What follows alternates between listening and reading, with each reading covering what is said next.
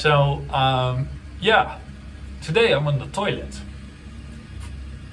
and I make also an improvement. So I like the lean management from there's YouTube channel from a company of USA who makes small improvements, and I made one on the toilet, which is of course a weird stuff to film. The toilet roll, there's an instruction how the toilet roll needs to be.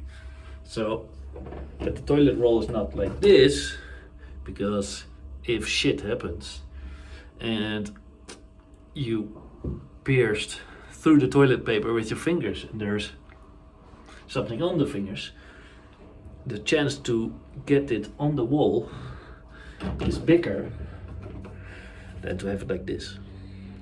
So small improvements. This they don't like, but this works very nicely because it was so often we had no toilet paper anymore. So I made a small rack there.